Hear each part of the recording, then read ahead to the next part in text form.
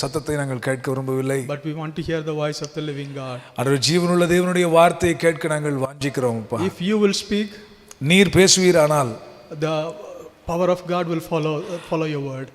உம்முடைய வார்த்தையை உறுதிப்படுத்த உம்முடைய வல்லமை வெளிப்படுமே. Lord, we want to see your power this evening. ஆண்டவரே, இந்த மாலை வேளையில் உம்முடைய வல்லமையை நாங்கள் பார்க்க விரும்புகிறோம். ஆமென். In Jesus' holy name we pray. இயேசுவின் பரிசுத்த நாமத்தில் பிதாவே. Amen. Amen. Amen. Let's turn our Bibles to Genesis chapter 22. ஆதியாகமம் 22ஆம் அதிகாரத்துக்கு நேராக நாம் திருப்பிக் கொள்வோம். How many of you have started to pray in the morning? காலையிலே எத்தனை பேர் ஜெபிக்க ஆரம்பித்திருக்கிறீர்கள்? அதிகாலையிலே Not even one? ஒருவரும் இல்லையா? Okay. Okay, I see like few hands, but I would consider that it's a failure of my sermon.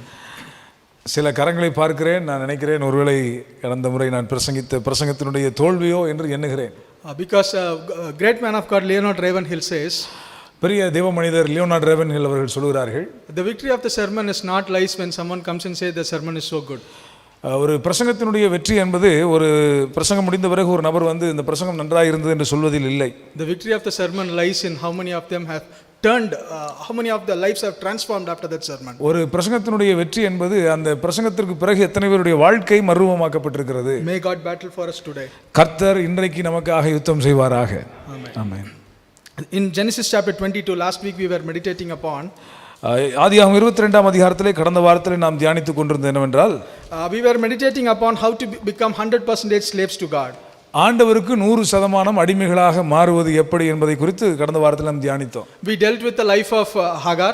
ஆகாருடைய வாழ்க்கையிலிருந்து நாம் சில காரியங்களை கற்றுக்கொண்டோம். Hagar was a slave to Egypt 100%. அவள் ஆகார் எகிப்திற்கு 100% அடிமையாக இருந்தால், but she could not be 100% slave to Sarah. ஆனால் சாராளுக்கு அவளால் 100% அடிமையாக இருக்க முடியவில்லை. And but there was a person in the Abraham's house. ஆனால் ஆபிரகாமுடைய வீட்டிலே ஒரு மனிதன் இருந்தான். He was able to be 100% slave to his father. தன்னுடைய தகப்பனுக்கு அவன் 100% அடிமையாக இருக்க அவனால் முடிந்தது. And we started learning about how to become slaves to God. அதுபோலவே தேவனுக்கு அடிமையாக இருப்பது எப்படி என்பதையும் அவன் கற்றுக்கொண்டான். We started to meditate from verse number 3. நாம் 3ஆம் வசனத்திலிருந்து நாம் தியானித்துக் கொண்டிருந்தோம். With the first phrase that the early next morning, அதிகாலையிலே எழுந்து என்கிறதான வார்த்தையிலிருந்து நாம் கற்றுக்கொண்டோம். we started that how important early morning prayer is. அதிகாலை ஜெபம் எவ்வளவு அவசியமானது என்பதை நாம் கற்றுக்கொண்டோம். We understood that it is the time when manna used to be given to the people of Israel. அந்த அதிகாலை வேளையில் தான் இஸ்ரவேலர்களுக்கு மன்னா வானத்திலிருந்து பொழிந்தருளப்பட்டது என்பதை நாம் கவனித்தோம். We learned that it was the time when the people of God built the altar. அந்த அதிகாலை நேரத்தில் தான் தேவனுடைய ஜனங்கள் பலிபீடத்தை கட்டினார்கள் என்பதையும் நாம் தியானித்தோம். We also learned that the people of God made covenant at that particular early morning time. அந்த அதிகாலை நேரத்தில் தேவனுடைய ஜனங்கள் தேவனோடு உடன்படிக்கை செய்ய அந்த நேரத்தை பயன்படுத்தி கொண்டார்கள் என்பதையெல்லாம் தியானித்தோம். We also learned that it is the time to cleave from the emotions and relationship of this earth and to cleave with the bridegroom. நாம் இந்த உலகத்தினுடைய எல்லா நம்முடைய அட்டாச்மெண்ட்ஸ், இந்த உலகத்தில் உள்ள எல்லா ஈர்ப்புகளையும் விட்டு மணவாளனோடு நாம் இணைந்து கொள்ள வேண்டும் என்பதை குறித்தான காரியங்களை நாம் கற்றுக்கொண்டோம். We also learned about the discipline of prayer in a particular place. குறிப்பிட்ட இடத்திலே சென்று ஜெபிக்கிற அந்த ஒரு ஒழுங்கை குறித்து நாம் கற்றுக்கொண்டோம். And this evening let's go beyond that. இந்த மாலை வேளையிலே அதை தொடர்ந்து நாம் அடுத்த பகுதிக்கு கடந்து செல்லலாம். We are going to still deal to learn about how to become 100% slaves to God. நாம் தொடர்ந்து 100% தேவனுக்கு அடிமைகளாக இருப்பது எப்படி என்பதை குறித்து நாம் இந்த மாலை வேளையிலே தியானிக்க போகிறோம். Let us continue from verse 3. 3ஆம் வசனத்திலிருந்து நான் தொடர்கிறேன். Early the next morning Abraham got up and saddled his donkey. Abraham அதிகாலையில் எழுந்து தன் கழுதையின் மேல் சேணம் கட்டி, he took with him 2 of his servants and his son Isaac. தன் வேலைக்காரர்கள் 2 பேரையும் தன் குமாரன் ஈசாக்கையும் கூட்டிக் கொண்டு போய், when he had cut enough wood for the burnt offering, தகன பலிக்கு கட்டைகளை பிளந்து கொண்டு, he set out for the place God told him about. தேவன் குறித்திருந்த இடத்திற்கு அவன் புறப்பட்டு போனான். On the third day Abraham looked up and saw the place in the distance. 3ஆம் நாளிலே ஆபிரகாம் தன் கண்களை ஏறெடுத்து பார்த்து, he said to his servants, stay here with the donkey. தூரத்தில் அந்த இடத்தை கண்ட பொழுது தன் வேலைக்காரனை பார்த்து சொல்கிறார், நீ இங்கே கழுதையை பார்த்து கொண்டு இங்கே நில், காத்திரு. while I and the boy will go over there, we will worship and then we will come back to you. நானும் பிள்ளையாண்டானும் அவ்விடம் மட்டும் சென்று தொழுது கொண்டு உங்களிடத்துக்கு திரும்பி வருவோம் என்றான். My dear people of God, the Christian life is filled with journey. அன்பான தேவ பிள்ளைகளே, கிறிஸ்தவ ஜீவியம் என்பது அநேகம் பயணங்களை கொண்டது. If you want to become 100% slave to God, you need to take up a journey. நீங்கள் 100% தேவனுக்கு அடிமைகளாக இருக்க விரும்பினால் ஒரு பயணத்தை நீங்கள் மேற்கொள்ள வேண்டிய அவசியம் இருக்கிறது. You need to have a walk. நீங்கள் அதிலே நடந்து ஒரு நடை ஒன்று இருக்கிறது, நடந்து செல்ல வேண்டிய ஒரு பயணம் இருக்கிறது. If you can see in the whole of the Bible, இந்த வேதம் முழுவதும் நாம் பார்ப்போம் என்று சொன்னால், Bible continuously emphasizes about walking. வேதம் முழுவதும் நடப்பதை குறித்து ஏராளம் காரியங்கள் அழுத்தம் திருத்தமாய் சொல்லப்பட்டிருக்கிறது. Last week we heard the sermon from week before last week we heard the sermon about how to wait in the presence of God or sit in the presence of God. தேவனுடைய சமூகத்திலே காத்திருப்பது எப்படி என்று கடந்த வாரத்துக்கு முந்தின வாரத்தில் நாம் கற்றுக்கொண்டோம். But this week we are learning how to walk with the God. ஆனால் இன்றைக்கு தேவனோடு நடப்பது எப்படி என்பதை குறித்து நாம் கற்றுக்கொள்ள போகிறோம். There is a time to sit in the presence of God and there is a time to walk in the presence of God. தேவனுடைய சமூகத்திலே அமர்ந்திருந்து கர்த்தரை ஆராதிக்க வேண்டிய, அவரை கவனிக்க வேண்டிய நேரம் உண்டு. அதுபோல தேவனோடு கூட நடக்கிற ஒரு வாழ்க்கை இருக்கிறது. When it is time to walk, you cannot sit. அவர் நீங்கள் உங்களுக்கு நடைபயிற்சி அவர் சொல்லி கொண்டிருக்கும் போது நீங்கள் அமர்ந்திருக்க முடியாது. When it is time to battle in the battlefield, you cannot sit in your house. நீங்கள் யுத்தகளத்திலே போரிட வேண்டிய நேரத்திலே நீங்கள் இல்லத்திலே அமர்ந்து கொண்டிருக்க முடியாது. David was sitting in the house when he has to battle. யுத்தத்திலே ஈடுபட வேண்டிய தாவீது தன்னுடைய அரண்மனையிலே அவன் தங்கி இருந்தான். When the warriors of Israel were in the battlefield, he was comfortably sitting at the house and he was walking on his top floor. இஸ்ரவேலினுடைய யுத்த புருஷர்கள் எல்லாம் தங்கள் ஜீவனை பணயம் வைத்து வெளியிலே போரிட்டுக் கொண்டிருக்கிற போது அவன் தன்னுடைய சொகுசாக தன்னுடைய அரண்மனையிலே அவன் இருந்து கொண்டிருந்தான். The end result was he desperately failed into sin. அதனுடைய முடிவு என்னவென்று சொன்னால், அவன் மிக கடுமையான ஒரு கோரமான ஒரு பாவத்திலே விழுந்து போனான் என்பதை நாம் அறிவோம். It is not sometimes we think that it is okay not to walk with the Lord. It is fine to just pray and sit at the house. சில நேரங்களில் தேவனோடு நடப்பதை விட வீட்டில் இருந்து நாம் ஜெபிக்கலாமே என்று நாம் யோசிப்பது உண்டு. But we cannot change the priorities of God. ஆனால் தேவனுடைய முன்னுரிமைகளை நாம் ஒருபோதுமே மாற்ற முடியாது. If you want to become 100% slaves to God, நீங்கள் 100% தேவனுக்கு அடிமைகளாக இருக்க விரும்பினால், you have to do the right thing at the right time. சரியான நேரத்திலே சரியான காரியத்தை செய்கிறவர்களாக நீங்கள் இருக்க வேண்டும். You no more have your own time. You always should follow the God's time. உங்களுக்கென்று ஒரு நேரத்தை வைத்துக் கொண்டிருக்க முடியாது. நீங்கள் எப்பொழுதும் தேவனுடைய நேரத்திலே அதற்காய் காத்திருக்க வேண்டும். Slaves of God will follow God's time. தேவனுக்கு அடிமை என்று சொன்னால் அவருடைய நேரம் என்னவோ அதைத்தான் நாம் பின்பற்றுவோம். You need to pray when the Spirit prompts you. You need to minister when the Spirit prompts you. எப்பொழுதெல்லாம் இந்த ஆவியானவர் உங்களை ஜெபிக்க தூண்டுகிறாரோ அப்பொழுது ஜெபிக்க வேண்டும். நீங்கள் சில காரியங்களை செய்யுங்கள் என்று எப்பொழுது சொல்கிறாரோ அப்பொழுது நாம் அதை செய்ய வேண்டும். When the Spirit doesn't prompt you to pray, when the Spirit prompts you to pray, you cannot go and minister. தேவனுடைய ஆவியானவர் நீ ஜெபி என்று சொல்கிற போது நாம் வெளியில ஊழியம் செய்ய போக கூடாது. When the Spirit of God wants you to minister, you can't just simply say I won't minister today, I will just pray. ஆவியானவர் உங்களை ஊழியம் செய்யும்படியாக உங்களை தூண்டும் பொழுது இல்லை நான் ஜெபிக்கிறேன் என்று சொன்னால் அது அப்படி அனுமதிக்க முடியாது. My dear people of God, recently something happened. என் கண்பான தேவ ஜனங்களே, சமீபத்தில் ஒரு சம்பவம் நடந்தது. Recently in Satyamangalam there was an old person in my church. சத்தியமங்கலத்திலே சபையிலே ஒரு வயதான முதியவர் ஒருவர் இருந்தார். He was very much sick. அவர் மிகவும் வியாதிப்பட்டவராக இருந்தார். One Sunday after the church, the Spirit of God very clearly prompted in my heart to go and visit him that Sunday afternoon. ஒரு நாள் அந்த ஞாயிற்றுக்கிழமை ஆராதனைக்கு பிறகு அவரை போய் சந்திக்க வேண்டும் என்று சொல்லி ஆவியானவர் என்னை தூண்டினார். I said I will pray 2 more days and then I will go and meet him on Thursday. நான் நினைத்தேன் ஒரு 2 நாட்கள் நான் ஜெபித்து விட்டு ஒரு வியாழக்கிழமையில போய் அவரை பார்க்கலாம் என்று யோசித்திருந்தேன். I was praying in fact for that particular person. உண்மையாகவே நான் அவருக்காக ஜெபித்தேன். But on Wednesday evening I got a note that person is no more. அந்த புதன்கிழமை எனக்கு செய்தி வருகிறது அவர் இறந்து போய் விட்டார் என்று சொல்லி. I miserably failed the time of God. நான் தேவனுடைய நேரத்தை நான் தவற விட்டு விட்டேன். One fine day when I meet that particular old man in heaven, பரலோகத்திலே ஒரு நாளிலே நான் அந்த முதியவரை சந்திக்கிற பொழுது, maybe in the presence of God I will still feel guilty for doing not meeting the time of God. தேவனுடைய நேரத்திலே அவரை சந்திக்காமல் போனதற்காக நான் தேவ சமூகத்திற்கு சென்ற பிறகும் நான் வருத்தப்பட வேண்டிய ஒரு சூழ்நிலை எனக்கு ஏற்படலாம். Maybe I will cry that day and the Lord will wipe away my tears. ஒருவேளை நான் அன்றைக்கு நான் அழுகையோடு அவரை சந்திக்கிற பொழுது தேவன் என்னுடைய கண்ணீரை அங்கே துடைத்து விடுவார் என்று நம்புகிறேன். It is very important to do things in God's time. தேவனுடைய நேரத்திலே தேவனுடைய காரியங்களை செய்ய வேண்டும் என்பது மிக மிக அவசியமானது. I just want to tell you throughout the Bible emphasizes about walking. வேதம் முழுவதும் நடப்பதை குறித்து ஏராளம் காரியங்கள் சொல்லப்பட்டிருக்கிறது. Abraham had to walk to come to the promised land. அந்த வாக்குத்தத்தம் பண்ணப்பட்ட தேசத்திற்கு ஆபிரகாம் நடந்து போக வேண்டிய ஒரு சூழ்நிலை இருந்தது. To return to father's house, Jacob had to walk. தன்னுடைய தகப்பன் வீட்டுக்கு திரும்பி வருவதற்காக யாக்கோபு நடைபயணம் செய்ய வேண்டிய அவசியம் இருந்தது. To reach Canaan, the Israelites had to walk in the wilderness. கானான் தேசத்தை அவர்கள் இஸ்ரவேலர்கள் போய் சேருவதற்காக வனாந்திரத்தில் அவர்கள் பயணிக்க வேண்டிய அவசியம், நடக்க வேண்டிய அவசியம் இருந்தது. To meet Isaac, to meet the bridegroom, the bride Rebekah had to walk the wilderness. ஈசாக்கு என்கிறதான மணவாளனை சந்திப்பதற்கு ரெபேக்காள் அவள் பயணத்தை மேற்கொண்டு அவனை சந்திக்க வேண்டிய அவசியம் இருந்தது. My dear people of God, today let me tell you, you have a walk this evening. அன்பான தேவ ஜனங்களே, இன்றைக்கு மாலை வேளையில் உங்களுக்கு சொல்கிறேன், நீங்கள் போக வேண்டிய ஒரு பயணம் இருக்கிறது. You have to walk. நீங்கள் நடந்தே போக வேண்டும். But all of the journey which I had mentioned just now, இப்பொழுது நான் சொன்ன எல்லா பயணங்களிலும் they did not walk alone. அவர்கள் தனியாக நடந்து செல்லவில்லை. They carried something with them. அவர்கள் தங்களோடு ஒன்றை கொண்டு போனார்கள். When Abraham walked to the promised land, Abraham வாக்குத்தத்தம் பண்ணப்பட்ட தேசத்திற்கு போகிறபோது he was carrying the promises of God. தேவனுடைய வாக்குத்தத்தத்தை அவன் சுமந்து கொண்டு போனான். He was carrying the word of God. தேவனுடைய வார்த்தையை சுமந்து கொண்டு போனான். Even his grandson Jacob, he was also, while he was returning to his father's house, he was carrying the word of God. யாக்கோபு கூட தன்னுடைய தகப்பன் வீட்டிற்கு அவன் திரும்பி வருகிற பொழுது தேவன் கொடுத்த வாக்குத்தத்தத்தை தான் அவன் சுமந்து கொண்டு வந்தான். My dear people of God, when Rebekah was returning to when Rebekah was walking the wilderness to meet Isaac, ரெபேக்காள் வனாந்தரத்திலே நடந்து ஈசாக்கை சந்திக்க போனபோது she was not walking alone. அவள் தனியாக நடந்து போகவில்லை. She was guided by Eliezer. Eliezer அவளை வழிநடத்தி கொண்டு போனான். She was guided by the Spirit of God. பரிசுத்த ஆவியினாலே வழிநடத்தப்பட்டார்கள். My dear people of God, today many Christians walk. இன்றைக்கு அநேக கிறிஸ்தவர்கள் நடக்கிறார்கள். But the problem is they don't carry the word of God, or neither they carry the Spirit of God. ஆனால் இன்றைக்கு பிரச்சனை என்னவென்று சொன்னால் அவர்கள் தேவனுடைய வார்த்தையும் சுமந்து கொண்டு போகவில்லை, தேவனுடைய ஆவியானவருடைய வழிநடத்தலும் அவர்கள் நடந்து போகவில்லை. How about you this evening? உங்களை பற்றி என்ன இந்த மாலை வேளையிலே? Are you carrying the Spirit of God? நீங்கள் தேவனுடைய ஆவியை சுமந்து கொண்டு போகிறீர்களா? Is the Spirit of God carrying you? அல்லது தேவனுடைய ஆவியானவர் உங்களை சுமந்து கொண்டு போகிறாரா? Is the Spirit of God leading you?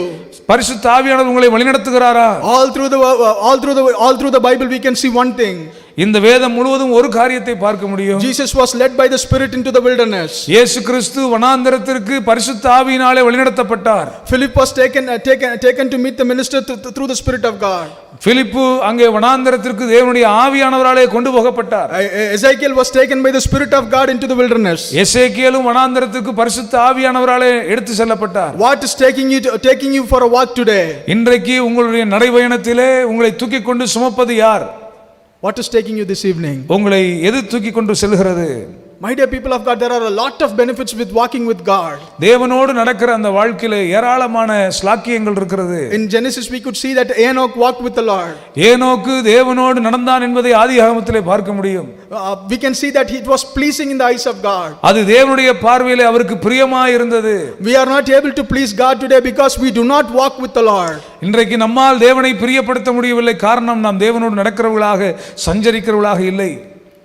Enoch lived 300 years with the Lord. தேவனோடு கூட 300 ஆண்டுகள் ஏனோக்கு சஞ்சரித்துக் கொண்டிருந்தான். What a wonderful privilege. எவ்வளவு அற்புதமான ஒரு ஸ்லாக்கியம். My dear people of God, you can understand the heart of God only when you walk with the Lord. எனக்கு அன்பான தேவ ஜனங்களே, தேவனுடைய இருதயத்தை நீங்கள் புரிந்து கொள்ள வேண்டுமானால் அவரோடு கூட நடக்கிற ஒரு அனுபவம் நமக்கு தேவை. In Genesis chapter 18, the angels and the Lord visited Abraham. ஆதியாகமம் 18ஆம் அதிகாரத்திலே தேவதூதர்கள் ஆபிரகாமை சந்திக்கிறார்கள். They ate. அவர்கள் சாப்பிட்டார்கள். They were so happy. அவர்கள் மிகவும் மகிழ்ச்சியாக இருந்தார்கள். Abraham received a blessing. Abraham தேவனிடத்தில் ஆசீர்வாதத்தை பெற்றுக்கொண்டான். Sarah was told, next time when I come there will be a son to you. அடுத்த முறை நான் வரும்பொழுது உனக்கு ஒரு குமாரன் இருப்பான் என்கிற வாக்குத்தத்தத்தை சாராள் சொந்தரித்துக் கொண்டாள். My dear people of God, without walking with the God we can receive blessing. எனக்கு அன்பான தேவ ஜனங்களே, தேவனோடு நடக்காமலேயே சில ஆசீர்வாதங்களை நம்மால் பெற முடியும். Here Abraham was not walking, he was just sitting and having some time with God. He was just eating and happily spending some time with God. அங்கே வந்த தூதர்களோடு கொஞ்ச நேரம் செலவழித்து அவர்களோடு சாப்பிட்டு கொண்டு கொஞ்ச நேரத்தை செலவழித்தான், அவ்வளவுதானே ஒழிய எந்த பயணத்தையும் அவன் மேற்கொள்ளவில்லை. But then the Bible did not stop there. ஆனால் வேதம் அங்கே நின்று விடவில்லை. The Bible very clearly says, வேதம் தெளிவாக சொல்லுகிறது, they were about to leave. The three people were about to leave. அந்த தூதர்கள் அவர்கள் புறப்பட்டு போகிற நேரம் வந்தது. Abraham went with them to bid bye to them. Abraham அவர்களோடு கூட பயணித்து அவர்களுக்கு போய் விடை பிரியா விடை கொடுத்து வருகிறார். Can we read this particular verse number 16? 18ஆம் அதிகாரத்தினுடைய 16ஆம் வசனத்தை வாசிக்கிறேன். அந்த புருஷர் எழுந்து அவ்விடம் விட்டு சோதோமை நோக்கி போனார்கள். ஆபிரகாமும் அவர்களுடனே கூட வழி அனுப்பி விட்டான். He went with them. அவர்களோடு கூட அவன் கடந்து போனான். He walked with them. அவர்களோடு நடந்து போனான். It was at that time God opened his heart. அப்படிப்பட்ட நேரத்தில் தான் தேவன் அவனுடைய இருதயத்தை திறந்தார். Until then God did not open his heart about Sodom. சோதோமை குறித்து அந்த நிமிஷம் வரைக்கும் கர்த்தர் தம்முடைய இருதயத்தை திறக்கவே இல்லை. But when Abraham went for an extra mile to walk with God, extra இன்னொரு கூட ஒரு மைல் அவர் நடக்க ஆரம்பித்த பொழுதுதான் தேவனுடைய இருதயத்தை தேவன் அவனுக்கு திறக்கிறார். God opened his heart. கர்த்தர் அவனுடைய இருதயத்தை திறந்தார். And the word Bible very wonderfully it says, will I hide something from my friend Abraham? இங்கே வேதம் மிக தெளிவாக அழகாக சொல்லப்பட்டிருக்கு. நான் ஆபிரகாமுக்கு நான் செய்ய போகிற எதையாகிலும் மறைப்பேனோ என்று கர்த்தர் சொல்லுகிறார். My dear people of God, when you walk with God, God will not hide his heart. அன்பான தேவ பிள்ளைகளே, நீங்கள் தேவனோடு நடக்கிற அனுபவத்துக்குள் வந்தால் தேவன் ஒருபோதும் தம்முடைய இருதயத்தை மறைத்துக் கொள்ள மாட்டார். My dear people of God, the disciples were dwelling with Jesus. சீஷர்கள் எல்லாம் இயேசுவோடு கூட தான் இருந்தார்கள். But there was one time two disciples were walking with Jesus. ஆனால் ஒரு முறை இரண்டு சீஷர்கள் இயேசுவோடு கூட நடந்து போனார்கள். They were walking to the city of Emma. அவர்கள் எம்மாவுக்கு நேராக அவர்கள் போய் கொண்டிருக்கிறார்கள். While they were walking, அவர்கள் அப்படி நடந்து போகிற வேளையிலே they were talking something. அவர்கள் எதையோ குறித்து பேசிக் கொண்டு போகிறார்கள். You know what they said later in that particular chapter? அந்த அதிகாரத்தினுடைய பின்பகுதியை நாம் வாசித்து பார்ப்போம் என்றால் என்ன சொன்னார்கள் தெரியுமா? When he spoke that word, did not our hearts burn with fire? அவர் நம்மோடு பேசிக் கொண்டிருந்த போது நம்முடைய இருதயம் கொழுந்து விட்டு எரியவில்லையா? When you walk with God, you will experience that God is breaking his word. நீங்கள் தேவனோடு கூட நீங்கள் நடக்கிற அனுபவத்துக்குள் வரும் பொழுது அவர் தம்முடைய வார்த்தையை பிட்டுக் கொடுத்து அதனால் அனல் கொள்கிற ஒரு அனுபவத்துக்கு நீங்கள் வர முடியும். Many times we do not understand the scriptures because we do not walk with the Lord. பல நேரங்களில் நமக்கு வேத வசனங்கள் விளங்கவில்லை. காரணம் என்னவென்று சொன்னால் நாம் தேவனோடு நடக்கிற அனுபவத்தில் இல்லை. Are you walking with God this evening? இந்த மாலை வேளையில் நீங்கள் தேவனோடு நடக்கிற அனுபவத்தில் இருக்கிறீர்களா? To walk, what do you need? To walk, what do you need? உங்களுக்கு நீங்க நடப்பதற்கு உங்களுக்கு என்ன தேவையா இருக்கிறது? What do you need? உங்களுக்கு என்ன வேண்டும்? தேவனோடு நடப்பதற்கு நமக்கு என்ன வேண்டும்? Not only to walk with the Lord, just to walk. What do you need? நாம் எழுந்து சாதாரணமாக நாம் நடக்க வேண்டும் என்றால் என்ன வேண்டும்? No one knows what do you want to walk? நடக்கிறதுக்கு என்ன வேணும்னு யாருக்கும் தெரியல. பெலன் வேண்டும். Okay. Okay, that's a good answer. What else do you want? வேற என்ன வேண்டும்? Oh, all are so spiritual. I'm just asking generally to walk, what do you want? சாதாரணமா நடக்கிறதுக்கு நமக்கு என்ன தேவை? ரெண்டு கால் வேணும். Yes, you just need two legs. நமக்கு இரண்டு கால்கள் தான் மிக மிக அவசியமானது. But just with two legs you cannot walk. ஆனால் ரெண்டு கால்கள் மட்டுமே போதுமானதல்ல. Let's turn our Bibles to Acts chapter 3. அப்போஸ்தலர் 3ஆம் அதிகாரத்துக்கு நேராக திருப்பிக் கொள்வோம். There was a man in the entrance of the temple. அங்கே அலங்கார வாசல்ல ஆலயத்தினுடைய முகப்பிலே ஒரு மனிதன் இருந்தான். From his birth he has never walked. அவன் பிறப்பிலிருந்து அவன் ஒருபோதுமே நடக்காத ஒருவன். He had two legs but. ஆனால் அவனுக்கு இரண்டு கால்கள் இருந்தது. My dear people of God, today Christians we are like that. இன்றைக்கு கிறிஸ்தவர்கள் அப்படித்தான் இருக்கிறார்கள். We receive the Holy Spirit when we are born again.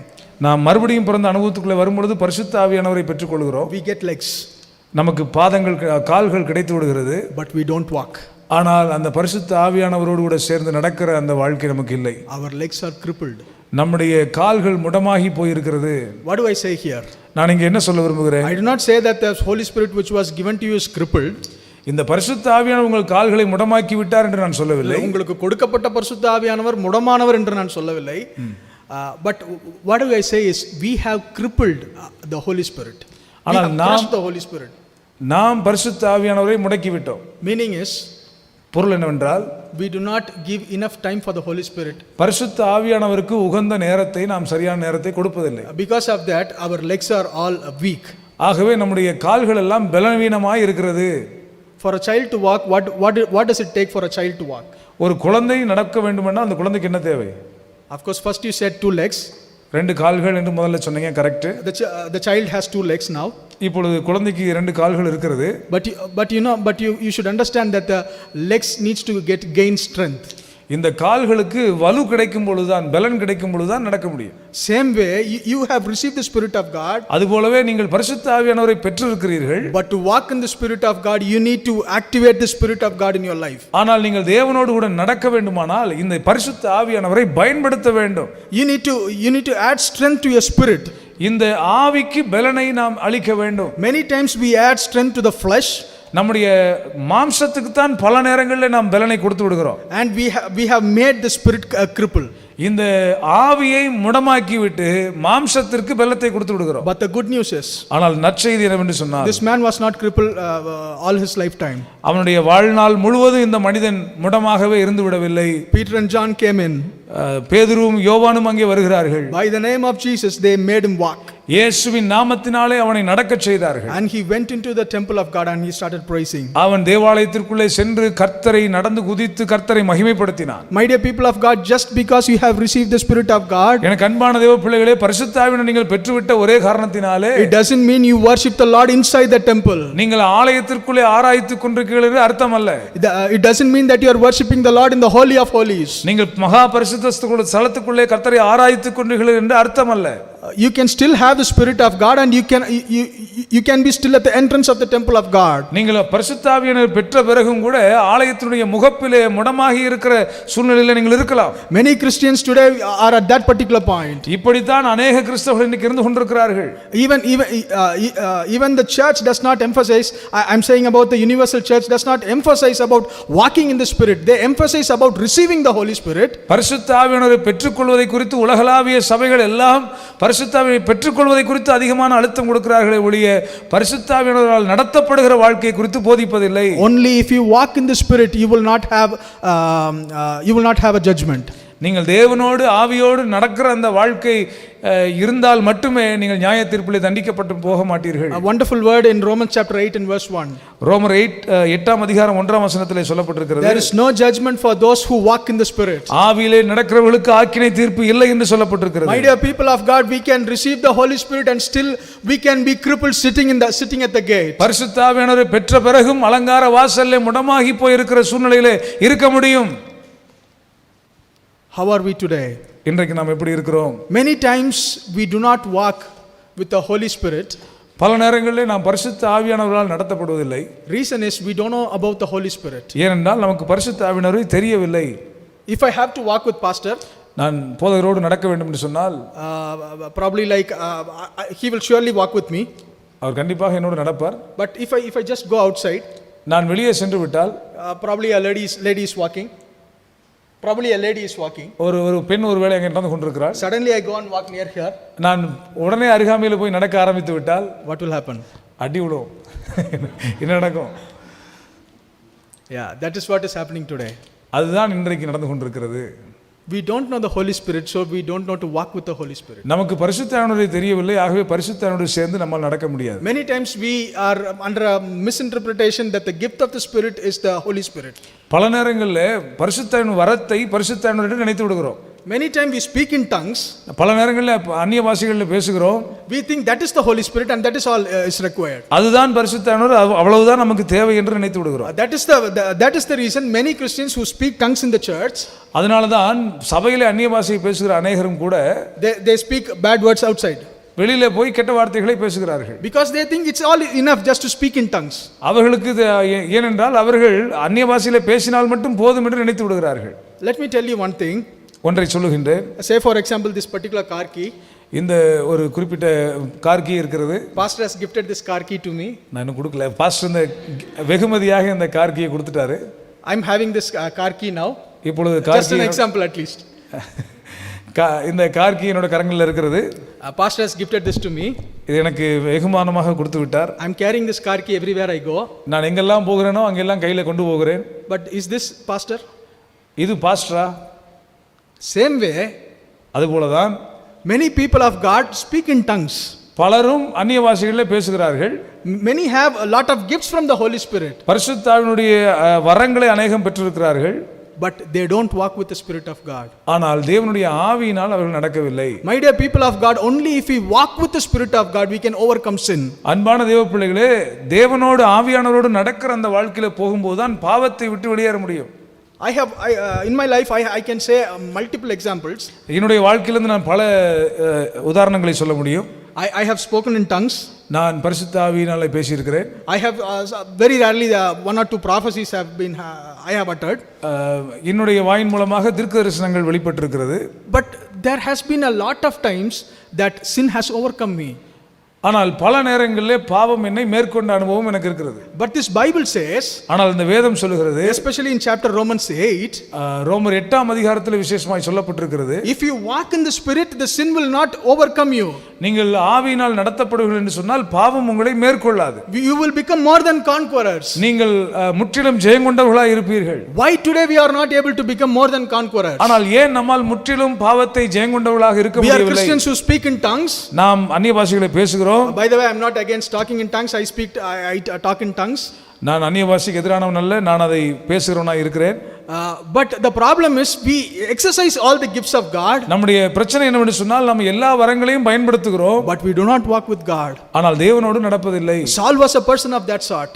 Saul அப்படிப்பட்ட ஒரு மனிதனாக இருந்தான். When he came with the company of the prophets, அங்கே தீர்க்கதரிசிகளுடைய கூட்டத்தில் அவன் சேர்ந்து கொண்டபோது the presence of God fell upon him. அங்கே தேவனுடைய பிரசன்னம் அங்கே இறங்கி வந்தது. He started to prophesy. அவனும் தீர்க்கதரிசனம் உரைக்கிறவனாக மாறிவிட்டான். But he went in his own way. ஆனால் மறுபடியும் தன்னுடைய பழைய வழியிலே தான் அவன் போய்விட்டான். Whenever we come together, the presence of God will come because of some person who are really seeking the face of God. எப்பொழுதெல்லாம் நாம் கூடி வருகிறோமோ அங்கே சிலராகிலும் உண்மையாகவே கர்த்தரை நோக்கி கூப்பிடுகிறதுனால தேவ பிரசன்னம் அங்கே இறங்கி வரும். Just because we can feel the presence of God, that doesn't mean we are walking with the Lord.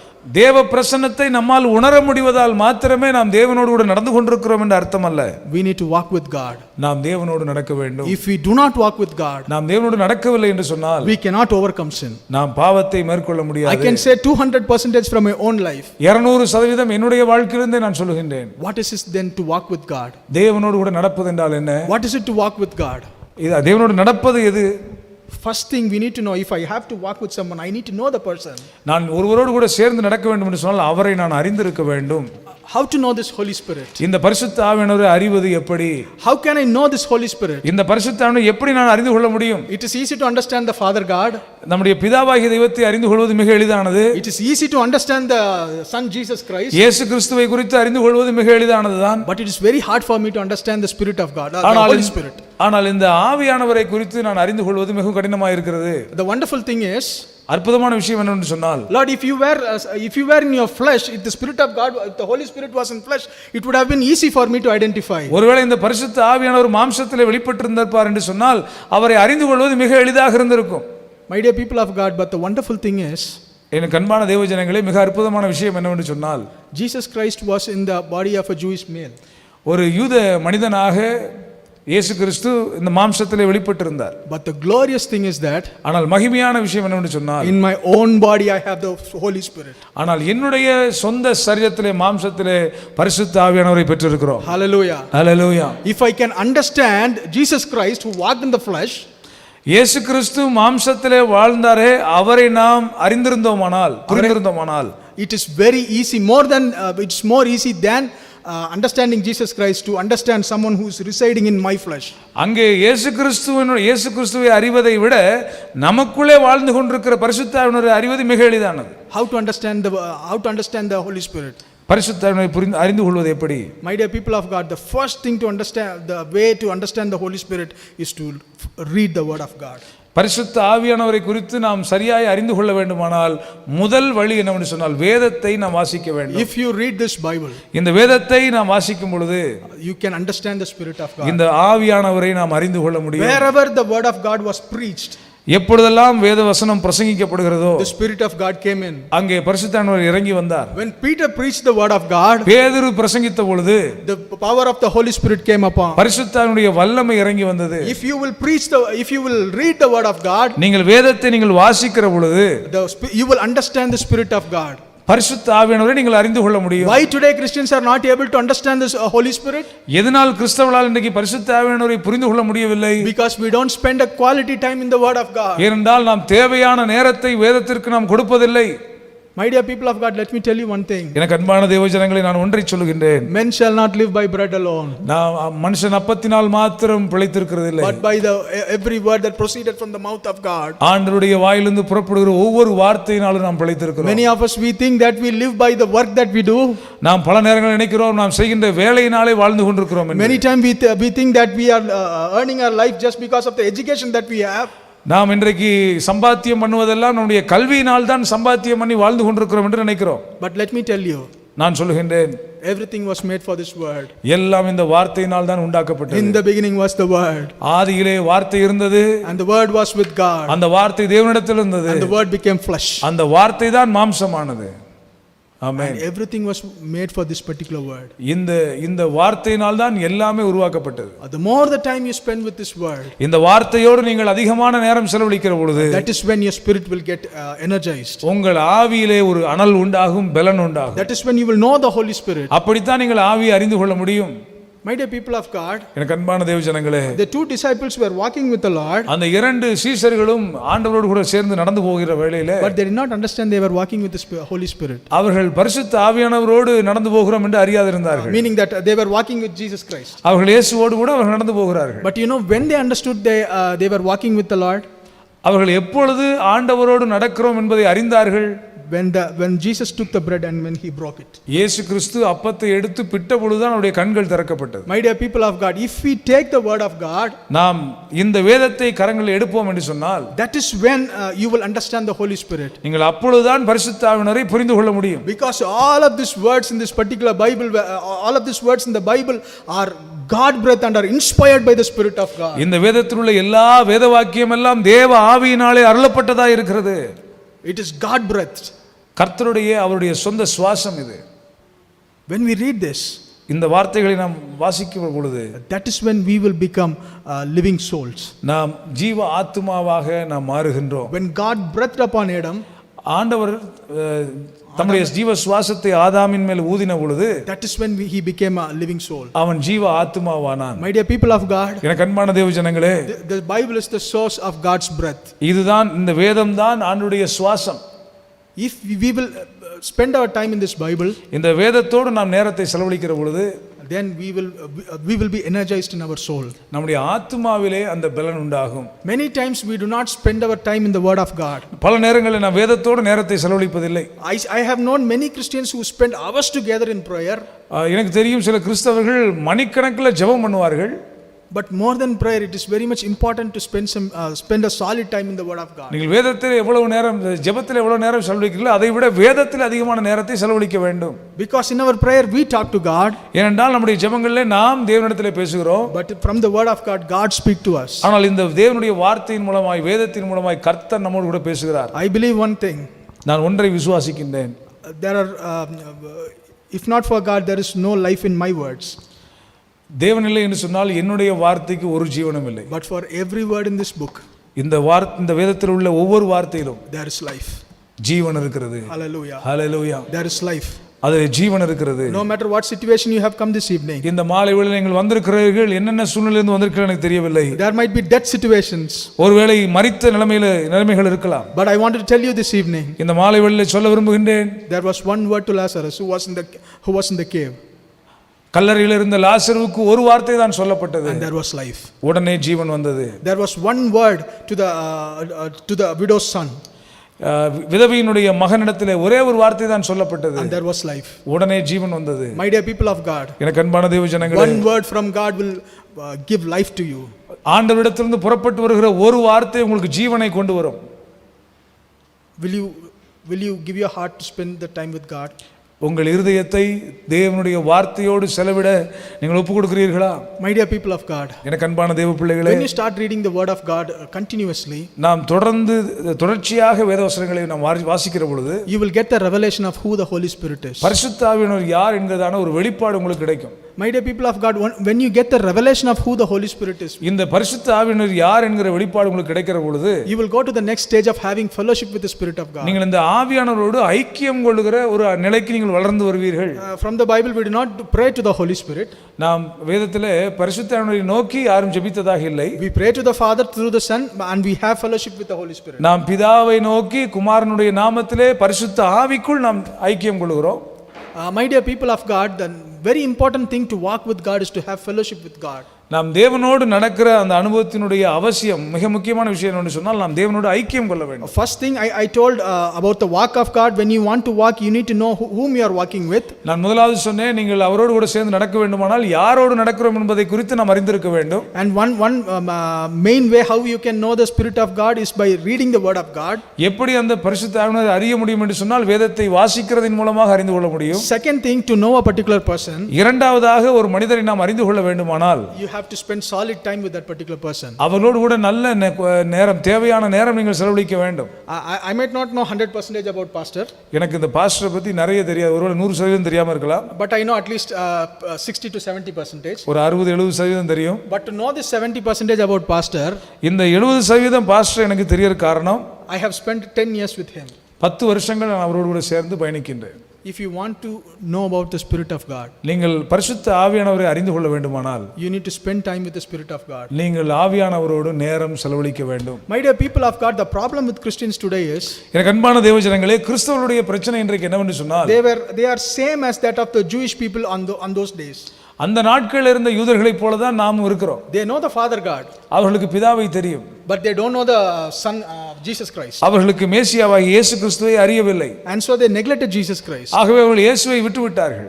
And same way, அதைப் போலதான் Christians today, இன்றைக்கு இருக்கிற கிறிஸ்தவர்கள், we know the Father God, பிதாவை நமக்கு தெரியும், we know Jesus Christ, இயேசு கிறிஸ்துவை தெரியும், but we do not know the Holy Spirit. ஆனால் பரிசுத்த ஆவியானவரை நமக்கு தெரியவில்லை. And that's the reason we neglect him in most areas of our life. ஆகவே தான் நாம் பல வாழ்க்கையினுடைய பல பகுதிகளில் இந்த பரிசுத்த ஆவியுடைய கிரியைகளுக்கு நாம் இடம் கொடுப்பதில்லை. My dear people of God, you need to spend a solid time. எனக்கு அன்பான தேவ பிள்ளைகளே, நல்ல நேரம் பரிசுத்த ஆவியானவரோடு செலவழிக்க வேண்டும். To spend a solid time, when I say to spend a solid time, what does it mean to spend a solid time with the Spirit of God?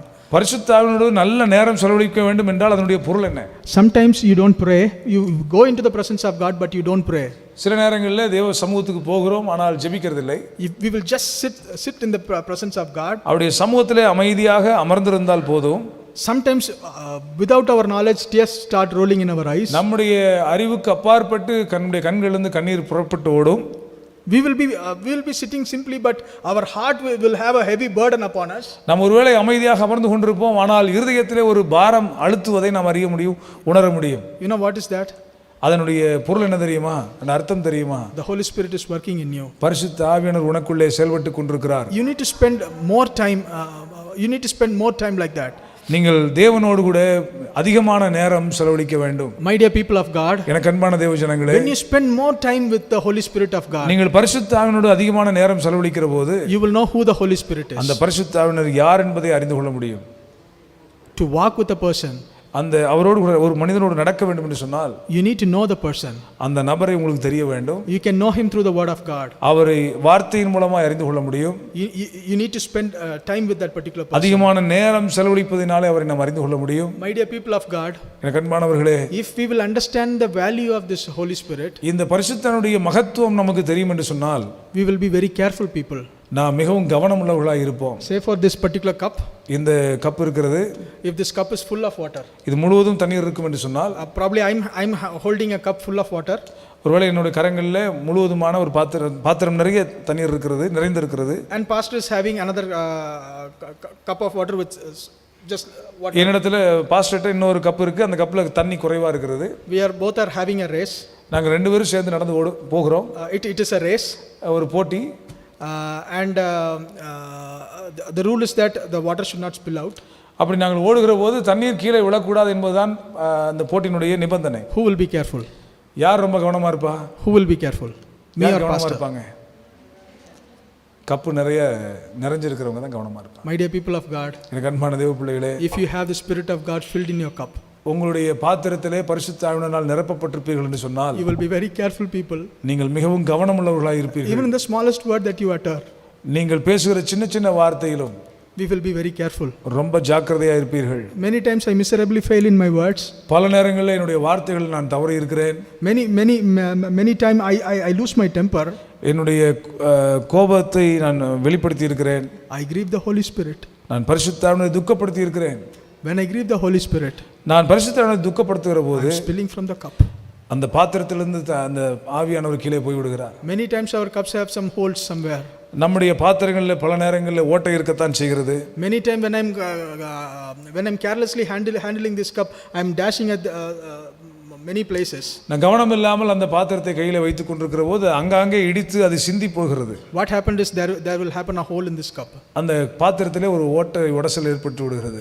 If I'm handling myself very carefully, என்னுடைய என்னை நான் கவனமாக காத்துக்கொள்வேன் என்று சொன்னால் I can hold the Spirit of God. நான் பரிசுத்த ஆவியானவரை வைத்துக் கொண்டிருக்க முடியும். We need to hold the Spirit of God. இந்த பரிசுத்த ஆவியை நாம் வைத்துக் கொள்ள வேண்டும், தக்க வைத்துக் கொள்ள It வேண்டும். is a great privilege in this earthen vessel. இந்த பூமியிலே மிகப்பெரிய ஸ்லாக்கியம் அது. It is a great privilege that is given by God in this earthen vessel. இந்த மண்பாண்டங்களிலே கர்த்தருடைய ஆவியை பெற்றிருப்பது எவ்வளவு பெரிய பாக்கியம். My dear people of God, we need to be very careful people. எனக்கு அன்பான தேவ ஜனங்களே, நாம் மிகவும் ஜாக்கிரதையாக இருக்க வேண்டும். In Numbers chapter 9, என்னாகமம் 9ஆம் அதிகாரத்திலே there was a wonderful thing that happened. ஒரு அற்புதமான சம்பவம் அங்கே நடக்கிறது. Numbers chapter 9 and verse 15 and 16. 15ஆம் 16ஆம் வசனத்தை வாசிக்கின்றேன். Let's read in Tamil. வாசஸ்தலம் ஸ்தாபனம் செய்யப்பட்ட நாளிலே மேகமானது சாட்சியின் கூடாரமாகிய வாசஸ்தலத்தை மூடிற்று. சாயங்காலமான போது வாசஸ்தலத்தின் மேல் அக்கினிமயமான ஒரு தோற்றம் உண்டாயிற்று. அது விடியற்காலம் மட்டும் இருந்தது. இப்படி நித்தமும் இருந்தது. பகலில் மேகமும் இரவில் அக்கினி தோற்றமும் அதை மூடிக்கொண்டிருந்தது. மேகம் கூடாரத்திலிருந்து மேலே எழும்பும் போது இஸ்ரவேல் புத்திரர் பிரயாணம் பண்ணுவார்கள். மேகம் தங்கும் இடத்தில் இஸ்ரவேல் புத்திரர் பாளையம் இறங்குவார்கள். My dear people of God, எனக்கு அன்பான தேவ ஜனங்களே, when the cloud will move, மேகம் நகர்கின்ற போது I will move. நாங்கள் நகர்வோம். When the cloud will settle, அந்த மேகம் தரை இறங்கும் போது I will settle. நாங்களும் தங்கி விடுவோம். The cloud may settle for 3 days, 4 days, 5 days, 6 days. ஒருவேளை 5-6 நாட்கள் கூட ஆகலாம். But I will still settle.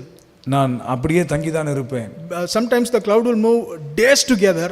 பல நாட்கள் தொடர்ந்து இந்த மேகம் நகர்ந்து கொண்டே இருக்கலாம். சில நேரங்களில் I will follow that cloud. நான் அந்த மேகத்தை பின்தொடர்ந்து தான் செல்வேன். If you are a careful people, நீங்கள் ஜாக்கிரதை உள்ளவர்களாக இருப்பீர்கள் என்றால், when the cloud moves, அந்த மேகம் நகர்கின்ற போது you will move.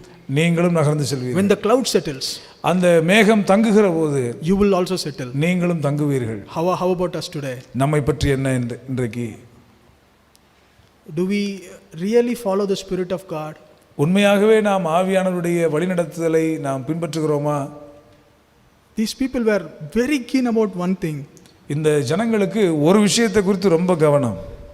Only when the cloud will move, I will move. அந்த மேகம் அன்றைய செல்லுகிற போது தான் நாங்கள் போவோம். My dear people of God, many times in our lives, எனக்கு அன்பான தேவ ஜனங்களே, பல நேரங்கள் நம்முடைய வாழ்க்கையில we do not wait for the cloud. நாம் மேகத்திற்காக காத்திருப்பதில்லை. We run before the cloud. நாம் மேகத்துக்கு முன்பாக ஓடிப்போகிறவர்களாக இருக்கிறோம். We run before the cloud. மேகத்துக்கு முன்னாடி ஓடிடுறோம். Sometimes the cloud has moved far away from us. சில நேரங்களில் மேகம் நம்மை விட்டு வெகு தூரத்திலே சென்று விட்டது. But we are still staying in some place. நாம் இன்னும் சில இடங்களில் தங்கி இருக்கிறோம். If we do not follow the cloud, நாம் மேகத்தை பின்பற்றவில்லை என்று சொன்னால், we cannot abide with the presence of God. தேவனுடைய சமூகத்திலே நம்மால் இருக்க முடியாது. The presence of God will abide where the cloud is. எங்கே அந்த மேகம் இருக்கிறதோ அங்கேதான் தேவ சமூகம். Where the Spirit of God is, there is the Spirit, there is the Lord.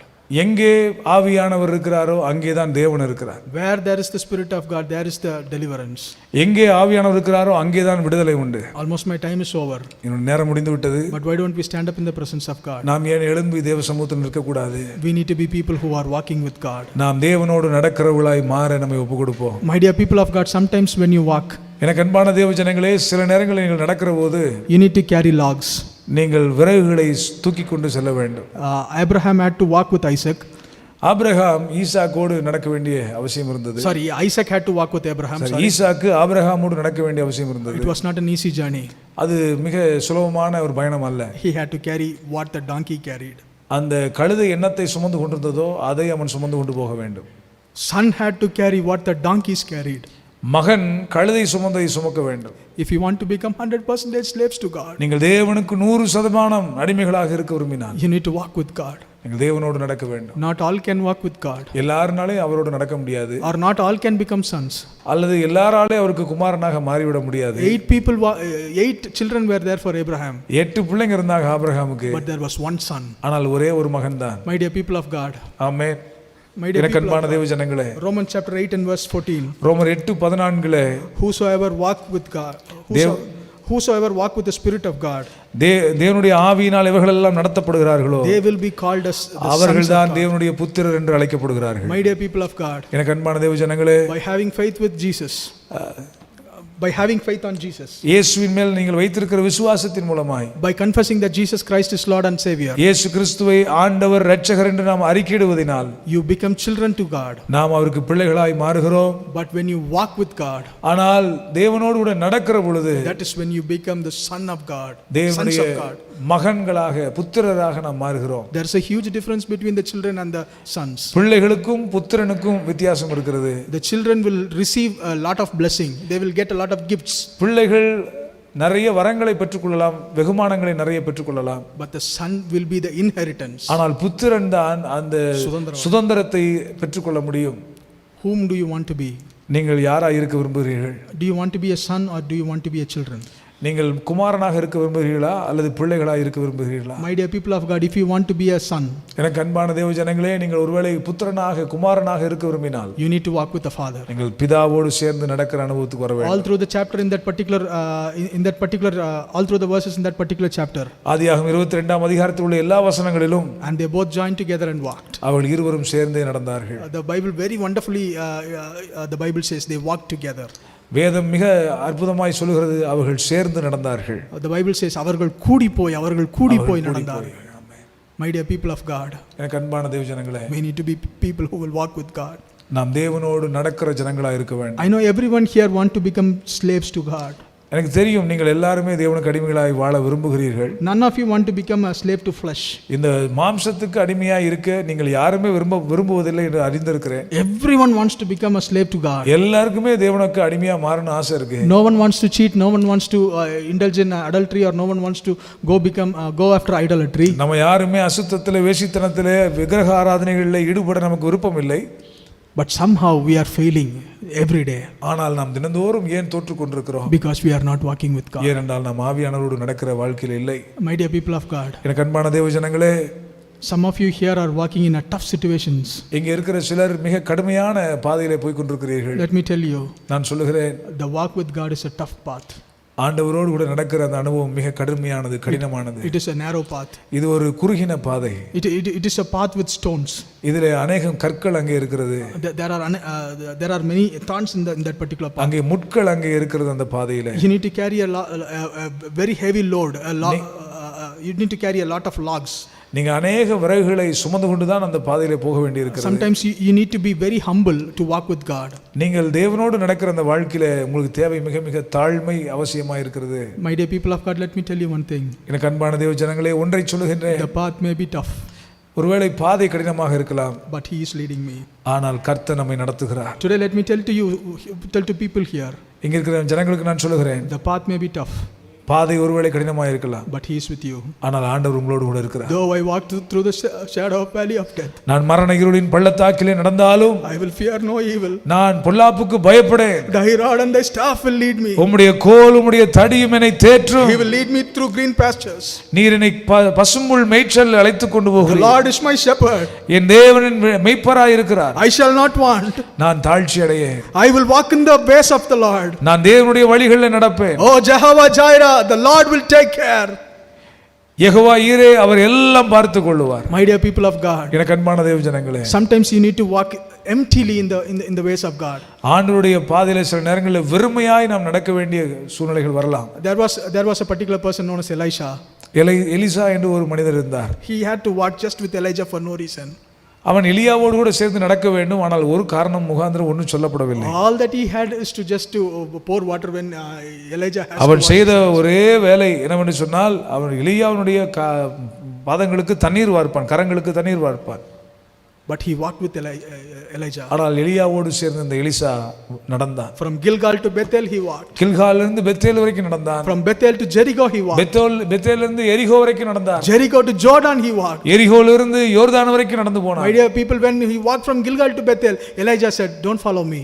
கில்காலிலிருந்து எதுக்கு பெத்தேலுக்கு போற, அந்த எலியாவை நீ பின்பற்ற வேண்டாம் என்று அநேகர் சொன்னார்கள். No, even Elijah said, "Stay here." எலியாவே சொன்னார், நீ இங்கே இருன்னு சொன்னார். But he said, "I will walk." ஆனால் அவன் சொன்னான், நான் நடந்து வருவேன். Again, after from Bethel to Jericho, Elijah said, "Please stay here." பெத்தேலிலிருந்து எரிகோ போகிற போது மறுபடியும் எலியா சொல்கிறான், நீ இங்கே இருந்து விடு. As far as my life is going to be, I will walk with you. என்னுடைய ஜீவனை கொண்டு நான் சொல்லுகிறேன், என் ஜீவன் இருக்கிற வரைக்கும் நான் உம்மோடு தான் கூடி வருவேன். My dear people of God, from Jericho to Jordan, Elijah stopped. எரிகோலிருந்து யோர்தான் வரைக்கும் போகிற போது எலியா நின்று விட்டான். எலியா நிறுத்தினான். But Elisha was walking with him. ஆனால் எலிசா நடந்து கொண்டே இருக்கிறான். You know what happened? என்ன நடந்தது தெரியுமா? It was at Jordan. இது ஜோர்தானிலே he was revealed who the God of Elijah was. எலியாவின் தேவன் யார் என்பதை அவன் அறிய முடிந்தது. My dear people of God, எனக்கு அன்பான தேவ ஜனங்களே, you might be emptily walking with God. ஒருவேளை வெறுமையாக நீங்கள் ஒன்றுமில்லாமல் நடந்து கொண்டிருக்கிறவர்களாய் இருக்கலாம். But on the other shore, ஆனால் அடுத்த கரையிலே, அக்கரையிலே, you will know who is God of Elijah.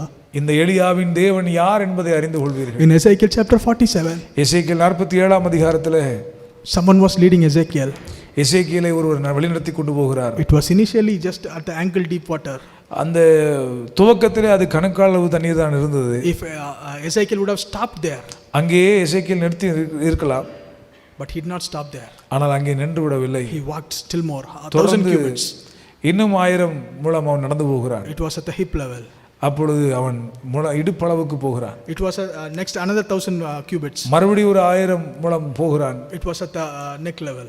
கழுத்து வரைக்கும் தண்ணீர் வந்து விட்டது. It was another 1000 cubits. இன்னும் மறுபடியும் ஒரு 1000 முழம் போகிறான். And he was drenched in the water. அங்கே அவன் முழுவதுமாய் மூழ்கினான். My dear people of God, எனக்கு அன்பான தேவ ஜனங்களே, when you walk with the Spirit of God, நீங்கள் ஆவியானவரோடு கூட சேர்ந்து நடக்க ஒப்புக்கொடுங்கள். You will be filled with the Spirit of God. நீங்கள் ஆவியினால் நிரப்பப்படுவீர்கள். And your cup will overflow. உங்கள் பாத்திரம் நிரம்பி வழியும். And your cup will overflow. உங்கள் பாத்திரம் நிரம்பி வழியும். Maybe today you are weak in many areas of your earthly life. உங்களுடைய பூமிக்குரிய இந்த வாழ்க்கையில பல ஏரியால நீங்க பல பகுதிகளில் பலவீனமாய் நீங்கள் இருக்கலாம். But let me tell you, walk with the Lord. நான் உங்களுக்கு சொல்லுகிறேன், தேவனோடு நடங்கள். This evening let me give you a promise from God. தேவனிடத்திலிருந்து ஒரு வாக்குத்தத்தத்தை நான் உங்களுக்கு சொல்லுகிறேன். Your cup will be full. உங்கள் பாத்திரம் நிரம்பி இருக்கும். Your cup will be full. உங்கள் பாத்திரம் நிரம்பி இருக்கும். If you will walk with the Lord. நீங்கள் தேவனோடு நடப்பீர்கள் என்று சொன்னார். You might have to walk on waters and on fires.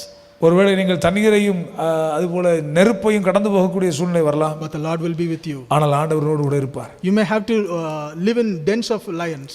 நீங்க ஒருவேளை சிங்க கபியிலே இருக்க வேண்டிய சூழ்நிலைகள் வரலாம். But the Lord will be with you. ஆனால் ஆண்டவரோடு கூட இருப்பார். Sometimes you need to have a journey.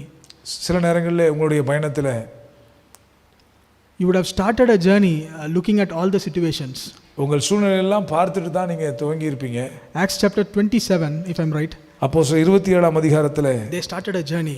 அவர்கள் ஒரு பயணத்தை துவங்கினார்கள். The centurion started a journey looking at the conditions around. நூற்றுக்கு அதிபதி அந்த பயணத்தை துவங்குற போது சுற்றி இருக்கிற சூழ்நிலை எல்லாம் பார்த்தான். It was not good to stay in the winters in that particular place. அந்த குறிப்பிட்ட இடத்திலே மழைக்காலத்திலே தங்கி இருப்பதற்கு அங்க வசதி இல்லை.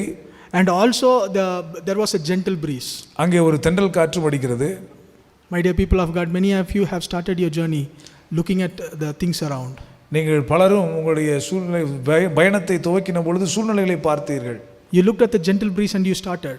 நீங்கள் அங்கே இருந்த அந்த தென்றல் காற்றை பார்த்த உடனே நீங்கள் பயணத்தை துவங்கி விட்டீர்கள். But all of a sudden there came a northern eastern wind. ஆனால் திடீரென்று பார்த்தால் அங்கே மிகப்பெரிய யுரோக்ளிதான்கிறதான கடுங்காற்று அங்கே வருகிறது. And there is a shipwreck. அங்கே கப்பல் உடைந்து போனது. But be assured of one thing. ஆனால் நீங்கள் ஒன்றை நிச்சயித்துக் கொள்ள வேண்டும். Be with God. தேவனோடு கூட இருங்கள். And nothing can harm you. ஒன்றும் உங்களை சேதப்படுத்த முடியாது. Be with God. தேவனோடு இருங்கள். And nothing can harm you. Nothing, ஒன்றும் உங்களை சேதப்படுத்த முடியாது. Walk with God. தேவனோடு நடங்கள். And nothing will harm you. ஒன்றும் உங்களை சேதப்படுத்தாது. Let's become sons of God. தேவனுடைய குமாரர்களாய் மாறுவோம். Why don't we submit in the presence of God? ஏன் நம்மை தேவனுடைய சமூகத்தில் ஒப்படைக்க கூடாது? More than gifts. More than gifts. நம்முடைய வரங்களை விட it is better to walk in the தேவனோடு நடப்பது சிறந்ததா இருக்கும். We need to walk in the spirit of God. தேவனோடு ஆவியிலே நடத்தப்படுகிற வாழ்க்கைக்கு நாம் வர வேண்டும். When you walk in the spirit of God, ஆவியிலே நடத்தப்படுகிற போது, when you are attached to the branch, அந்த அவருடைய கிளையோடு நீங்கள் இணைக்கப்பட்டிருக்கிற போது you will get all the strength from the branch. அந்த கிளையில எல்லா தேவையான எல்லா பலனையும் நீங்கள் பெற்றுக்கொள்ள முடியும். As you will spend a lot of time in the presence of God, தேவ சமூகத்தில் அதிகமான நேரத்தை நீங்கள் செலவழிக்கிற போது you will get the strength from God, தேவனிடத்திலிருந்து பலனை பெற்றுக்கொள்கிறீர்கள். and slowly a flower will come. ஒரு பூ சீக்கிரத்தில் துளிர்க்கும். A bud will come initially. ஒரு துளிர் அங்கே உண்டாகும். Then there will be a fruit which is not fully grown. அதற்கு பிறகு கனியை நீங்கள் பார்ப்பீர்கள், அது முழுவதுமாய் வளர்ந்த நிலைமையில் இருக்கும். Slowly the fruit will grow. அந்த கனியானது கொஞ்சம் கொஞ்சமாக அது வளர ஆரம்பிக்கும். A fruit cannot be made in one day. ஒரு நாள்ல ஒரு கனி வந்து விடாது. But if you will walk continuously, நீங்கள் தொடர்ந்து அவரோடு நடக்க வேண்டும். if you will walk continuously with the Lord, நீங்கள் தொடர்ந்து ஆண்டவரோடு நடப்பீர்கள் என்று சொன்னால் then the fruits will develop. இந்த கனிகள் பெருக ஆரம்பிக்கும், வளர ஆரம்பிக்கும். And the Lord will be happy in your fruits. உங்களுடைய அந்த கனியிலே தேவன் சந்தோஷப்படுவார். When he comes back, அவர் திரும்ப வரும் பொழுது he will taste all the fruits in you. எல்லா கனிகள் உன்னிடத்தில் இருக்கிற எல்லா கனிகளையும் அவர் சுவைத்து பார்ப்பார். And we will get a great blessing. அவரிடத்திலிருந்து நாம் ஆசீர்வாதங்களை பெற்றுக்கொள்ள முடியும். Oh great and holy God, பெரிய மகா பெரிய பரிசுத்த தெய்வமே, help us to walk in the Spirit. ஆண்டவரே, உம்முடைய ஆவியிலே நடக்கிற வாழ்க்கைக்கு எங்களுக்கு உதவி செய்யும். We don't want to be people who will just enjoy with the gifts of the Spirit. அந்த வரங்களிலே அப்படியே நாங்கள் லயித்து போயிருக்கிறவர்களாய் மாத்திரம் நாங்கள் இருந்து விடக்கூடாது. Let us not be satisfied that we have just received the Spirit of God. ஆவியானவரை பெற்றுவிட்டோம் என்பதை நாங்கள் திருப்தி கொள்ளக்கூடாது. Help us to know the Spirit of God. எங்களுக்கு ஆவியானவரை அறியக்கூடிய கிருபையை தாரும். Help us to people who will walk in the Spirit of God. ஆவியிலே நடத்தப்படுகிற ஒரு வாழ்க்கைக்கு எங்களுக்கு கிருபையை தாரும். Help us to be people who will be more than conquerors. ஆண்டவரே, நாங்கள் முற்றிலும் ஜெயங்கொண்டவர்களாய் இருக்க எங்களுக்கு உதவி செய்யும். Help us to be people where we will come to a stage that nothing can separate us from the love of Christ. தேவனுடைய அன்பை விட்டு ஒன்றும் பிரிக்க மாட்டாது என்கிறதான ஒரு நிலைமைக்கு நாங்கள் வளர்ந்து வர எங்களுக்கு உதவி செய்யும். We don't want anything to separate us, Lord. ஆண்டவரே, ஒன்றும் இந்த உலகத்தில் உள்ள ஒன்றும் எங்களை பிரித்து விட கூடாதப்பா. Not our family, எங்கள் குடும்பமோ, not our children, பிள்ளைகளோ, not our wife, மனைவியோ, not our work, எங்களுடைய வேலையோ, not our ministry, எங்கள் ஊழியமோ, nothing should separate the love. ஒன்றும் தேவனுடைய அன்பிலிருந்து எங்களை பிரித்து விடக்கூடாது. We submit to your mighty hands. உம்முடைய வல்லமையுள்ள கரத்தில் எங்களை அர்ப்பணிக்கிறோம். In Jesus holy name we pray. இயேசுவின் பரிசுத்த நாமத்தில் ஜெபிக்கிறோம் நல்ல பிதாவே. ஆமென். ஆமென். என் ஆத்துமாவே கர்த்தரை ஸ்தோத்திரி, என் முழுவதுமே பரிசுத்த நாமத்தை ஸ்தோத்திரி. என் ஆத்துமாவே கர்த்தரை ஸ்தோத்திரி, கர்த்தர் செய்த சகல உபகாரங்களையும் மறவாதே. ஆமென். நம்முடைய பிதாவாகிய இதனுடைய அன்பும் குமாரனாகிய இயேசு கிறிஸ்துவினுடைய கிருபையும் பரிசுத்த ஆவியானவருடைய அந்யோன்யமும் ஐக்கியமும் சந்தோஷம் சமாதானமும் மீட்பர் வருகை மட்டும் நம் அனைவரோடும் சகல பரிசுத்தங்களோடு இருப்பதாக. ஆமென். ஆமென். Praise the Lord. Thank you, David, for the wonderful message.